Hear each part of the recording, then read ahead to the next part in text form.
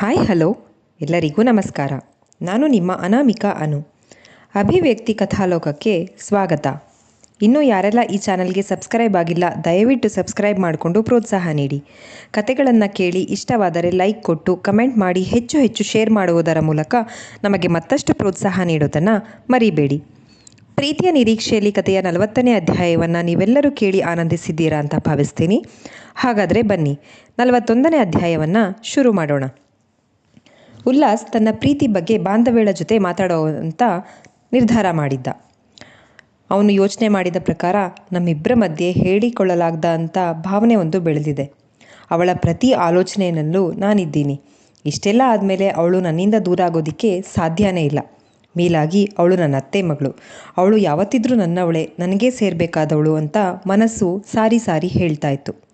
ಉಲ್ಲಾಸ್ನ ಮಾತು, ಕಾಳಜಿ, ಕೀಟ್ಲೆ, ಪ್ರೀತಿಯ ಸವಿಯನ್ನು ಅನುಭವಿಸ್ತಾ ಇದ್ದ ಬಾಂಧವ್ಯಳಿಗೆ ಅವನಿಗೆ ಮತ್ತೆ ತನ್ನ ಮನಸ್ಸಿನ ಪ್ರೀತಿಯನ್ನು ವ್ಯಕ್ತಪಡಿಸುವ ಹಂಬಲ ಆದರೂ ಅವನಾಗೇ ತನ್ನೆದುರು ಬಂದು ಅವನ ಪ್ರೀತಿಯನ್ನು ಹೇಳ್ಕೊಳ್ಳಿ ಅಂತ ಅದನ್ನು ಕಣ್ತುಂಬಿಕೊಳ್ಳೋ ಆಸೆಯಿಂದ ಸುಮ್ಮನೆ ಆಗಿಬಿಟ್ಲು ಬಾಂಧವ್ಯ. ಉಲ್ಲಾಸ್ ಮತ್ತು ಬಾಂಧವ್ಯ ಹೀಗೆ ತಮ್ಮ ಪ್ರೀತಿ ಬಗ್ಗೆ ಮಾತಾಡ್ಕೊಳ್ದೆ ನಿರ್ಲಕ್ಷ್ಯ ಮಾಡಿದ್ದು ಮುಂದೆ ಒಂದು ದೊಡ್ಡ ಪರಿಣಾಮವನ್ನು ಎದುರಿಸಬೇಕಾದಂಥ ಸಂದರ್ಭವನ್ನು ತಂದೊಡ್ಡಲಿತ್ತು.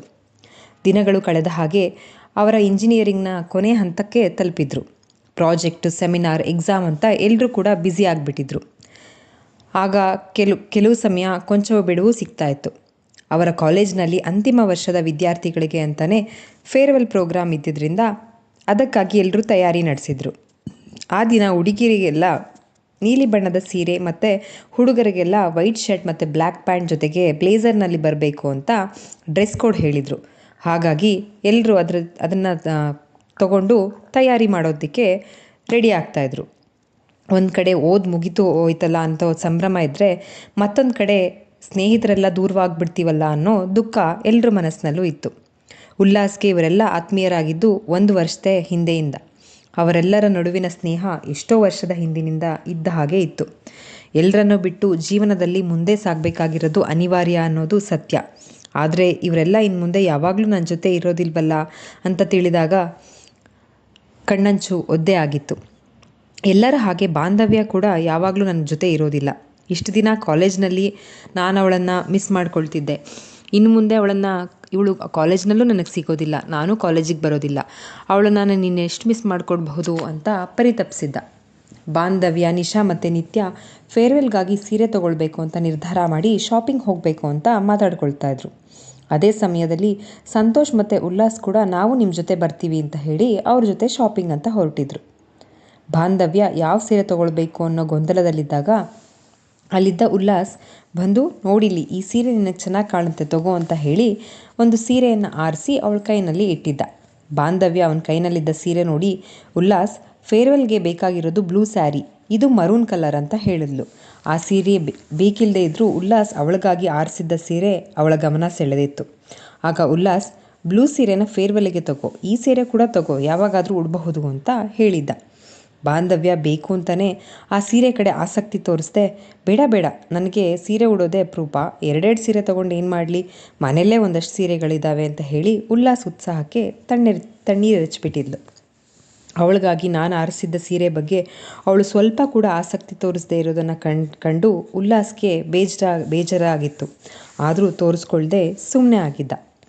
ಅವನ ಬೇಸರ ಕಂಡು ಬಾಂಧವ್ಯಳಿಗೆ ಪಾಪ ಅಂತ ಅನಿಸಿದ್ರು ಅವನನ್ನು ಕಾಡಿಸೋದ್ರಲ್ಲಿ ಏನೋ ಒಂದು ಖುಷಿ ಅಂತ ಅಂದ್ಕೊಂಡು ಒಳಗೊಳಗೆ ಸಂತೋಷಪಟ್ಟಿದ್ಲು.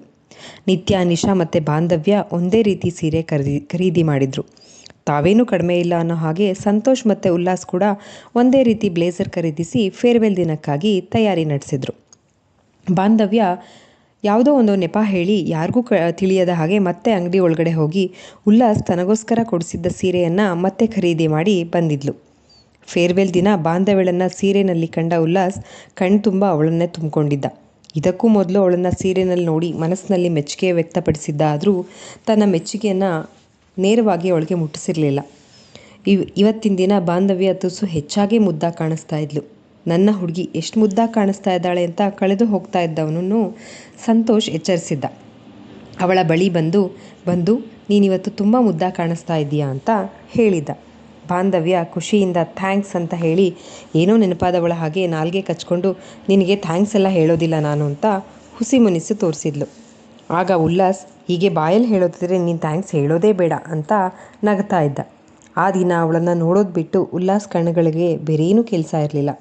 ಅದೆಷ್ಟು ಬಾರಿ ಅವಳನ್ನು ಹೊಗಳಿದ್ರೂ ಅವನ ಮನಸ್ಸಿಗೆ ಸಮಾಧಾನವೇ ಇಲ್ಲ. ಆಗ ಬಾಂಧವ್ಯ, ಇದೇನು ಫಸ್ಟ್ ಟೈಮಾ ನೀನು ನನ್ನನ್ನು ಸೀರೆನಲ್ಲಿ ನೋಡ್ತಾ ಇರೋದು, ಅದೆಷ್ಟು ಸಲ ಹೇಳ್ತೀಯಾ ಅಂತ ಕೇಳಿದ್ಲು. ಆಗ ಉಲ್ಲಾಸ್, ಲಾಸ್ಟ್ ಇಯರ್ ಎತ್ನಿಕ್ ಡೇನಲ್ಲಿ ನಿನ್ನ ಸೀರೆನಲ್ಲಿ ನೋಡಿದ್ದೆ, ಆವಾಗಲೂ ಚೆನ್ನಾಗೇ ಕಾಣಿಸಿದ್ದೆ, ಬಟ್ ನಾನು ಬಂದು ನಿನ್ನ ಹತ್ರ ಹೇಳಿರಲಿಲ್ಲ ಅಷ್ಟೇ ಅಂತ ಹೇಳ್ದ. ಆಗ ಬಾಂಧವ್ಯ, ಲಾಸ್ಟ್ ಇಯರು, ಶ್ರೇಯ ನಿನ್ನ ಪಕ್ಕ ಇದ್ದರೂ ನೀನು ನನ್ನನ್ನು ಅಬ್ಸರ್ವ್ ಮಾಡಿದ್ಯಾ, ಗ್ರೇಟ್ ಬಿಡು ಅಂತ ಹೇಳಿದ್ಲು. ಅವಳ ಮಾತು ಕೇಳಿದ ಉಲ್ಲಾಸ್, ಪ್ಲೀಸ್ ಬಂದು ಇನ್ನೊಂದು ಸಲ ಅವಳ ಹೆಸರನ್ನು ಎತ್ತಿ ನೆನಪು ಮಾಡಬೇಡ, ನಾನು ಎಲ್ಲ ಮರೆತಿದ್ದೀನಿ ಅಂತ ಹೇಳಿದ್ದ. ಅವನ ಮಾತು ಕೇಳಿ ಬಾಂಧವ್ಯಳಿಗೂ ಬೇಸರ ಆಗಿತ್ತು. ತನ್ನ ಮಾತಿನಿಂದ ಅವನಿಗೆ ಅದ ಬೇಸರ ಕಂಡು, ಸಾರಿ ಉಲ್ಲಾಸ್, ನಾನು ಸುಮ್ಮನೆ ತಮಾಷೆ ಮಾಡಿದೆ ಅಂತ ಹೇಳಿ ಸುಮ್ಮನೆ ಹಾಕ್ಸಿದ್ಲು. ಉಲ್ಲಾಸ್ ಬೇಗನೆ ಬೇಸರ ಮರೆತು, ಈಗ ಸಾರಿ ಹೇಳೋದಿದ್ರೂ ನಿನ್ನ ಸಾರಿ ಸಹ ನನಗೆ ಬೇಕಿಲ್ಲ ಅಂತ ನಗ್ತಾ ಹೇಳ್ದ. ಅವನ ಮಾತಿನ ತರ್ಕ ಅರ್ಥವಾಗಿ ಬಾಂಧವ್ಯ ಯಾವಾಗಲೂ ಮಾಡೋ ಹಾಗೆ ತುಸು ಜೋರಾಗಿ ಅವನ ಭುಜಕ್ಕೆ ಹೊಡೆದು ಮನಸಾರೆ ನಕ್ಕಿದ್ಲು. ಇವರ ಫೇರ್ವೆಲ್ ಮುಗಿದ 1 ವಾರಕ್ಕೆ ನಿತ್ಯಾಳ ಅಕ್ಕನ ಮದುವೆ ಇತ್ತು. ಮೊದಲೇ ನಿರ್ಧಾರ ಮಾಡಿದ ಹಾಗೆ ಎಲ್ಲರೂ 2 ದಿನ ಮದುವೆ ಮನೆ ತುಂಬೆಲ್ಲ ಓಡಾಡಿಕೊಂಡು ತಮ್ಮ ನೆನಪಿನ ಬುತ್ತಿಗೆ ಮತ್ತೊಂದು ತುತ್ತು ಸೇರಿಸೋದಕ್ಕೆ ಸಿದ್ಧ ಆಗಿದ್ರು. ವಾತ್ಸಲ್ಯ ಕೂಡ ಇವ್ರ ಜೊತೆ ಮದುವೆಗೆ ಬಂದಿದ್ಲು. ಅಂದು ಬಾಂಧವ್ಯ ಉಲ್ಲಾಸ್ ಅವಳಿಗಾಗಿ ಆರಿಸಿದ್ದ ಸೀರೆಯನ್ನು ಉಟ್ಟು ಬಂದಿದ್ದು ಉಲ್ಲಾಸ್ಗೆ ತುಂಬಾ ಸಂತೋಷ ಜೊತೆಗೆ ಆಶ್ಚರ್ಯವನ್ನು ಉಂಟು ಮಾಡಿತ್ತು. ನಿತ್ಯಾಳ ಅಕ್ಕನ ಮದುವೆಯಲ್ಲಿ ಅವಳು ಅದೇ ಸೀರೆಯನ್ನು ಉಟ್ಟಿದ್ದಾಗ ಈ ಸೀರೆ ಇವಳ ಹತ್ರ ಹೇಗೆ ಬಂತು ಅಂತ ಉಲ್ಲಾಸ್ ಯೋಚನೆ ಮಾಡ್ತಿದ್ದ. ಆಗ ಅವನ ಹತ್ರ ಬಂದ ಬಾಂಧವ್ಯ, ಏನಾಯಿತು ಉಲ್ಲಾಸ್, ಯಾಕಾಗಿ ನೋಡ್ತಾ ಇದ್ದೀಯಾ ಅಂತ ಮನಸ್ಸಿನಲ್ಲೇ ನಗ್ತಾ ಕೇಳಿದ್ಲು. ಆಗ ಉಲ್ಲಾಸ್, ಬಂದು ಈ ಸೀರೆ ನಿನ್ನ ಹತ್ರ ಹೇಗೆ ಬಂತು ಅಂತ ಕೇಳಿದ್ದ. ಆಗ ಬಾಂಧವ್ಯ ನಗ್ತಾ, ನೀನು ಇಷ್ಟಪಟ್ಟ ಯಾವುದೇ ವಸ್ತು ಆದರೂ ಅದು ನನಗಿಷ್ಟ ಇಲ್ಲದೆ ಹೋದರೂ ತಾನಾಗೆ ಅದು ನನ್ನ ಹತ್ರ ಬಂದು ಸೇರುತ್ತೆ ಅಂತ ಹೇಳಿದ್ಲು. ಉಲ್ಲಾಸ್ ಏನೂ ತಿಳಿಯದವನ ಹಾಗೆ, ಏನಂದೆ ಅಂತ ಕೇಳ್ದ. ಆಗ ಬಾಂಧವ್ಯ, ನೀನು ನನಗೋಸ್ಕರ ಇಷ್ಟಪಟ್ಟಿರೋ ಸೀರೆನ ಬೇರೆಯವ್ರ ಪಾಲಾಗೋದಕ್ಕೆ ಬಿಡ್ತೀನಾ ಹೇಳು. ಆ್ಯಕ್ಚುಲಿ ಅವತ್ತು ನೀನು ಈ ಸೀರೆ ಸೆಲೆಕ್ಟ್ ಮಾಡಿದಾಗಲೇ ನನಗೂ ಇಷ್ಟ ಆಗಿತ್ತು. ಆವಾಗಲೇ ತೊಗೊಂಡಿದ್ರೆ ನಿನಗೆ ಸರ್ಪ್ರೈಸ್ ಕೊಡೋದಕ್ಕೆ ಆಗ್ತಾ ಇರಲಿಲ್ಲ ಅಲ್ವಾ, ಅದಕ್ಕೆ ಈ ಸೀರೆ ಬೇಡ ಅಂತ ಹೇಳಿ ಸುಮ್ಮನೆ ಆಗಿಬಿಟ್ಟಿದ್ದೆ. ಹೇಗೆ ನಾನು ಅಂತ ಹುಬ್ಬೇರಿಸಿ ಕೇಳಿದ್ಲು. ಆಗ ಉಲ್ಲಾಸ್, ಅಬ್ಬಬ್ಬಾ, ನೀನು ತುಂಬ ಇಂಟೆಲಿಜೆಂಟ್ ಆಗಿದೆಯಾ ಕಣೆ, ಕಾಲೇಜ್ ಮುಗಿದ ಮೇಲೆ ನಿನಗೆ ಅಂತಾನೆ ಒಂದು ಸನ್ಮಾನ ಸಮಾರಂಭ ಇಟ್ಕೋಬೇಕು ನೋಡು, ಅಲ್ವೇ, ಇದನ್ನೆಲ್ಲ ಯಾರಾದರೂ ಸರ್ಪ್ರೈಸ್ ಅಂತಾರ. ನಂಗೆ ಸರ್ಪ್ರೈಸ್ ಕೊಡಲೇಬೇಕು ಅಂತ ಇದ್ದರೆ ನನ್ನ ಮನಸ್ಸಿನಲ್ಲಿ ಏನಿದೆ ಅಂತ ನೀನಾಗೆ ಅರ್ಥ ಮಾಡ್ಕೊಳೋದಕ್ಕೆ ಟ್ರೈ ಮಾಡು ಅಂತ ಹೇಳಿದ್ದ. ಅವನ ಮಾತು ಬಾಂಧವ್ಯಳಿಗೆ ಅರ್ಥ ಆಗಿತ್ತು. ಆದರೂ ಅರ್ಥ ಆಗದವಳ ಹಾಗೆ ಸುಮ್ಮನೆ ನಗ್ತಾ ಅವನನ್ನು ನೋಡಿ ಸುಮ್ಮನೆ ಆಗಿದ್ಲು. ನಿತ್ಯಾಳ ಅಕ್ಕನ ಮದುವೆ ಮುಗಿದ ಮೇಲೆ ಎಲ್ಲರೂ ತಮ್ಮ ತಮ್ಮ ಎಕ್ಸಾಮ್ ತಯಾರಿನಲ್ಲಿ ಮುಳುಗೋದ್ರು. ಇದಾದ 1 ತಿಂಗಳಿಗೆ ಅವರೆಲ್ಲರ ಫಲಿತಾಂಶ ಕೂಡ ಬಂದಿತ್ತು. ಇಂಜಿನಿಯರಿಂಗ್ ಮುಗಿದ ಸಂತೋಷ ಒಂದು ಕಡೆ ಆದರೆ, ಮತ್ತೊಂದು ಕಡೆ ನಾವೆಲ್ಲರೂ ಮುಂದಿನ ಜೀವನದ ಪಯಣದಲ್ಲಿ ಫ್ರೆಂಡ್ಸ್ ಆಗಿ ಜೊತೆಗಿರೋದಿಲ್ವಲ್ಲ ಅನ್ನೋ ಬೇಸರ ಕೂಡ ಜೊತೆಯಾಗಿತ್ತು. ಉಲ್ಲಾಸ್ ಆಯ್ಕೆ ಆಗಿದ್ದ ಕಂಪ್ನಿಯವರು ಅವನಿಗೆ ಕೆಲಸಕ್ಕೆ ಜಾಯ್ನ್ ಆಗೋದಕ್ಕೆ 2 ತಿಂಗಳ ನಂತರ ದಿನಾಂಕ ನಿಗದಿ ಮಾಡಿದರು. ಸಂತೋಷ್ ಕೂಡ ಕೆಲಸಕ್ಕೆ ಸೇರಬೇಕಾಗಿದ್ದ ಕಂಪ್ನಿಯವರು ಅವನಿಗೆ 3 ತಿಂಗಳ ನಂತರ ಡೇಟ್ ಕೊಟ್ಟಿದ್ದರು. ನಿಶಾ ಮತ್ತು ಮನೋಜ್ ತಮ್ಮ ಮುಂದಿನ ಓದಿಗಾಗಿ ಅವಶ್ಯಕತೆ ಇರೋ ಅಂಥ ಪರೀಕ್ಷೆಗಳ ತಯಾರಿನಲ್ಲಿ ಕಳೆದು ಹೋಗಿದ್ರು. ಇನ್ನು ಸಂದೀಪ್ ಮತ್ತು ನಿತ್ಯ ಒಂದೇ ಕಂಪ್ನಿಗೆ ಆಯ್ಕೆ ಆಗಿದ್ದರು. ಅವರಿಬ್ಬರೂ ಕೂಡ ಕೆಲಸಕ್ಕೆ ಸೇರೋದಕ್ಕೆ 1 ತಿಂಗಳ ಕಾಲಾವಕಾಶವಾಯಿತು. ವಾತ್ಸಲ್ಯಗೆ ಕೆಲಸಕ್ಕೆ ಸೇರೋದಕ್ಕೆ ಮನಸ್ಸಿರಲಿಲ್ಲ. ಆದರೂ ಅಮ್ಮನ ಒತ್ತಾಯಕ್ಕೆ ಶಂಕರ್ ಅವರು ಹೇಳಿದ್ದ ಕಂಪ್ನಿಗೆ ಕೆಲಸಕ್ಕೆ ಹೋಗೋದಕ್ಕೆ ನಿರ್ಧಾರ ಮಾಡಿದ್ಲು. ಇದರಿಂದ ಹೇಗಾದರೂ ತಪ್ಪಿಸ್ಕೊಳ್ಬೇಕು ಅನ್ನೋ ಅವಕಾಶ ಕಾಯ್ತಾ ಇದ್ದ ವಾತ್ಸಲ್ಯ ಶಂಕರ್ ಹತ್ರ ಬಂದು, ಮಾವ, ನಂಗೆ ಇವಾಗಲೇ ಕೆಲಸಕ್ಕೆ ಸೇರೋದಕ್ಕೆ ಇಷ್ಟ ಇಲ್ಲ, 1-2 ತಿಂಗಳು ಟೈಮ್ ಕೊಡಿ ಅಂತ ಕೇಳ್ಕೊಂಡಿದ್ಲು. ಅವಳ ಮಾತಿಗೆ ಶಂಕರ್ ಸಹ ಒಪ್ಪಿಗೆ ನೀಡಿ ಸರಿ ಅಂತ ಹೇಳಿದರು.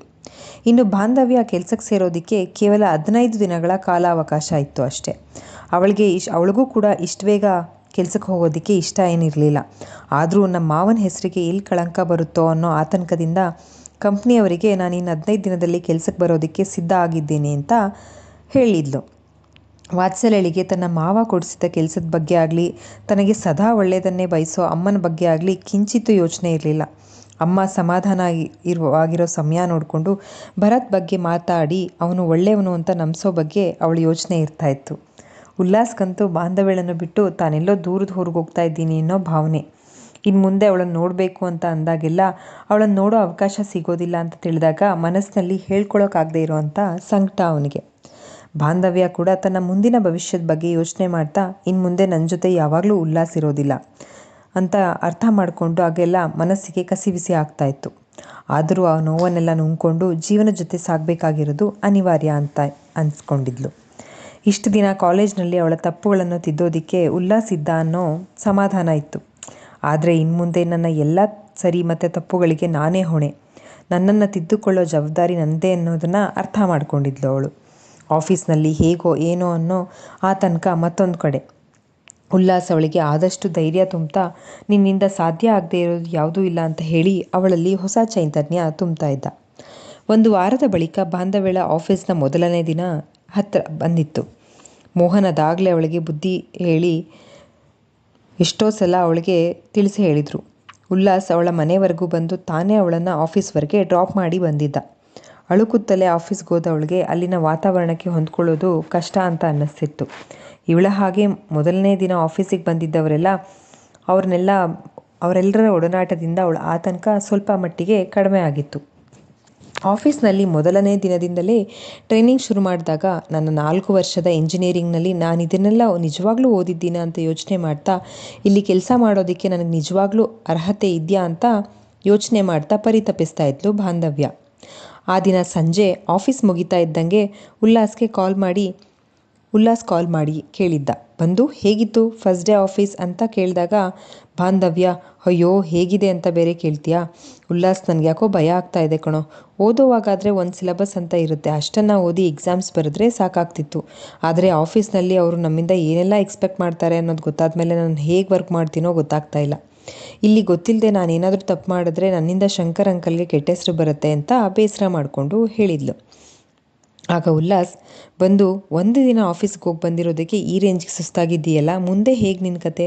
ನೋಡು, ಎಲ್ಲರೂ ಎಲ್ಲನೂ ಕಲಿತು ಕೆಲ್ಸಕ್ಕೆ ಸೇರೋದಿಲ್ಲ, ಹೋಗ್ತಾ ಹೋಗ್ತಾ ಸರಿ ಹೋಗುತ್ತೆ. ಹೇಗಿದ್ರೂ ಅವ್ರು ಟ್ರೈನಿಂಗ್ ಕೊಟ್ಟೇ ಕೊಡ್ತಾರಲ್ವಾ, ಇನ್ಯಾಕೆ ಭಯ ಪಡ್ತೀಯಾ? ನಿನಗೆ ಕೆಲಸ ಕೊಟ್ಟಿರೋರು ನಮ್ಮ ಡ್ಯಾಡ್ ಥರಾನೇ, ಚಿಕ್ಕ ಪುಟ್ಟ ತಪ್ಪನ್ನೆಲ್ಲ ತಲೆಗೆ ಹಾಕೊಳ್ಳೋದಿಲ್ಲ. ನೀನು ಇದನ್ನೆಲ್ಲ ತಲೆ ಕೆಡಿಸ್ಕೊಳ್ದೆ ವರ್ಕ್ ಕಡೆ ಗಮನ ಕೊಡು ಅಂತ ಧೈರ್ಯ ತುಂಬಿದ್ದ. ಉಲ್ಲಾಸ್ ಮಾತು ಅವಳಲ್ಲಿ ಕೊಂಚ ಮಟ್ಟಿಗೆ ಆತ್ಮವಿಶ್ವಾಸವನ್ನು ತುಂಬಿತ್ತು. ಇವೆಲ್ಲವೂ ನನ್ನಿಂದ ಮಾಡೋದಕ್ಕಾಗತ್ತೆ, ನಾನು ಮಾಡಬಲ್ಲೆ ಅಂತ ತನಗೆ ತಾನೇ ಧೈರ್ಯ ಹೇಳ್ಕೊಂಡಿದ್ಲು.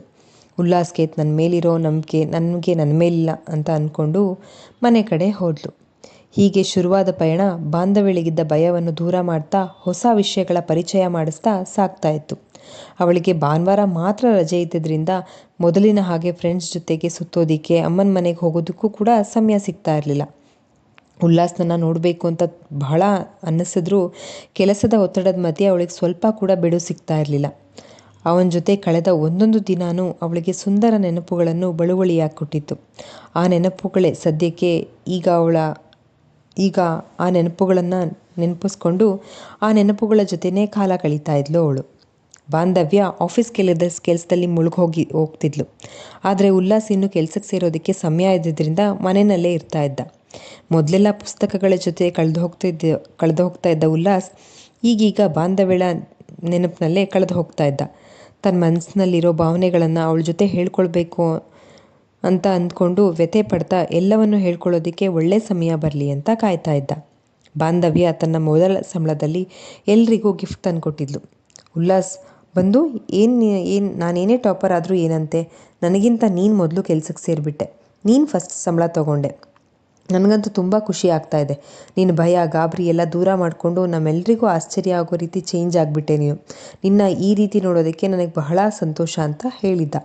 ಆಗ ಬಾಂಧವ್ಯ, ಉಲ್ಲಾಸ್, ಇದೆಲ್ಲ ನನ್ನ ಕೈನಲ್ಲಿ ಸಾಧ್ಯ ಆಗೋದೇ ಇಲ್ಲ ಅಂತ ಅಂದ್ಕೊಂಡಿದ್ದೆ, ಬಟ್ ನೀನು ಧೈರ್ಯ ಹೇಳಿರಲಿಲ್ಲ ಅಂತ ಅಂದಿದ್ರೆ ನನಗೆ ನಿಜವಾಗ್ಲೂ ಇದೆಲ್ಲ ಸಾಧ್ಯ ಆಗ್ತಾ ಇರಲಿಲ್ಲ. ನಾನು ಚೇಂಜ್ ಆಗಿದ್ದು ದೊಡ್ಡದಲ್ಲ, ನೀನು ಚೇಂಜ್ ಆದ್ಯಲ್ಲ ಅದು ಚೇಂಜ್ ಅಂದರೆ. ನಿನ್ನ ಈ ರೀತಿಯಾಗಿ ನೋಡೋದಕ್ಕೆ ನಾವೆಲ್ಲರೂ ಕಾಯ್ತಾ ಇದ್ವಿ ಅನ್ನೋದು ನಿನಗೂ ಗೊತ್ತು ಅಲ್ವಾ ಅಂತ ನಗ್ತಾ ಹೇಳಿದ್ಲು.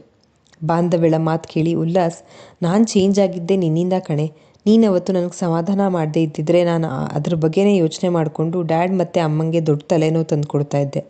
ಎಲ್ಲ ಮರೆಯೋದಕ್ಕೆ ಹೆಲ್ಪ್ ಮಾಡಿದ್ದಕ್ಕೆ ನಿನ್ನ ಮಾತುಗಳೇ ಕಾರಣ, ತುಂಬ ಥ್ಯಾಂಕ್ಸ್ ಅಂತ ಹೇಳ್ದ. ಅವನ ಮಾತನ್ನು ಗಂಭೀರವಾಗಿ ಕೇಳ್ತಾ ಇದ್ದವಳು ಅವನು ಥ್ಯಾಂಕ್ಸ್ ಅಂದ ಕೂಡಲೇ ನಾಚಿಕೆ ಮಾಡ್ತಾ, ಏನು ಥ್ಯಾಂಕ್ಸಾ ಅಂತ ಮೆಲುವಾಗಿ ನಕ್ಕಳು. ಉಲ್ಲಾಸ್ಗೆ ಅವಳ ತುಂಟ ನಗು ಅರ್ಥ ಆಗಿ, ಹಾಂ ಥ್ಯಾಂಕ್ಸು, ನಿನಗೆ ಎಷ್ಟು ಥ್ಯಾಂಕ್ಸ್ ಹೇಳಿದ್ರೂ ಸಾಲೋದೇ ಇಲ್ಲ ಅಂತ ಒಂದು ಹೆಜ್ಜೆ ಮುಂದೆ ಬಂದಿದ್ದ. ಆಗ ಬಾಂಧವ್ಯ ನಗ್ತಾ, ನಿಲ್ಲು ಅಲ್ಲೇ, ಥ್ಯಾಂಕ್ಸ್ ಹೇಳೋ ನೆಪ ಮಾಡಿಕೊಂಡು ತಪ್ಕೊಳ್ಳೋ ಪ್ಲ್ಯಾನ್ ಮಾಡಬೇಡ ಅಂತ ಹೇಳಿ ಅಲ್ಲಿಂದ ಹೋಗಿದ್ಲು. ಉಲ್ಲಾಸ್ ಕೆಲಸಕ್ಕೆ ಸೇರೋ ದಿನ ಕೂಡ ಹತ್ರಕ್ಕೆ ಬಂದಿತ್ತು. ಇಷ್ಟು ದಿನ ಮನೆಯಲ್ಲೇ ಇದ್ದು ಅವನಿಗೂ ಒಂದು ರೀತಿ ಬೇಸರ ಅಂತ ಅನ್ನಿಸ್ಬಿಟ್ಟಿತ್ತು. ಅವನು ಕೆಲಸಕ್ಕೆ ಹೋಗೋದಕ್ಕೆ ಶುರು ಮಾಡಿದ ಮೇಲೂ ವಾತ್ಸಲ್ಯ ಕೆಲಸಕ್ಕೆ ಸೇರೋದ್ರ ಬಗ್ಗೆ ಯೋಚನೆ ಮಾಡದೇ ಇರೋದನ್ನು ಮತ್ತು ಅದಕ್ಕೆ ಬೇಕಾದಂತಹ ಉತ್ಸಾಹ ತೋರಿಸದೇ ಇರೋದನ್ನು ಶಂಕರ್ ಗಮನಿಸಿ ಮತ್ತೊಮ್ಮೆ ಅವಳ ಹತ್ರ ವಿಚಾರಿಸಿ ಕೇಳಿದಾಗ ಅವಳು ಕೆಲಸಕ್ಕೆ ಹೋಗೋದಕ್ಕೆ ಒಪ್ಕೊಂಡ್ಳು. ಅವಳಿಗೆ ಭರತ್ನನ್ನು ಭೇಟಿಯಾಗಿ ಮನದಲ್ಲಿರೋ ಸಂಕಟವನ್ನು ಹೇಳಿಕೊಳ್ಳೋ ಅಂಥ ಆಸೆ. ಆದರೆ ಇದೆಲ್ಲಿ ಅಮ್ಮನಿಗೆ ಗೊತ್ತಾಗಿ ಅವರು ದೊಡ್ಡ ಅನಾಹುತ ಮಾಡ್ಕೊಳ್ತಾರೋ ಅನ್ನೋ ಒಂದೇ ಒಂದು ಭಯಕ್ಕೆ ಯಾವ ಪ್ರಯತ್ನಕ್ಕೂ ಕೈ ಹಾಕದೆ ಸುಮ್ಮನೆ ಇದ್ಲು. ಇಲ್ಲಿಗೆ ಈ ಅಧ್ಯಾಯ ಮುಗಿಯಿತು. ನಿಮ್ಮ ಅನಿಸಿಕೆ ಮತ್ತು ಅಭಿಪ್ರಾಯಗಳನ್ನು ದಯವಿಟ್ಟು ಕಮೆಂಟ್ ಸೆಕ್ಷನ್ನಲ್ಲಿ ಹಂಚಿಕೊಳ್ಳಿ. ಹಾಗೆ ಮುಂದಿನ ಅಧ್ಯಾಯಕ್ಕಾಗಿ ಕಾಯ್ತಾ ಇರಿ. ಧನ್ಯವಾದಗಳು.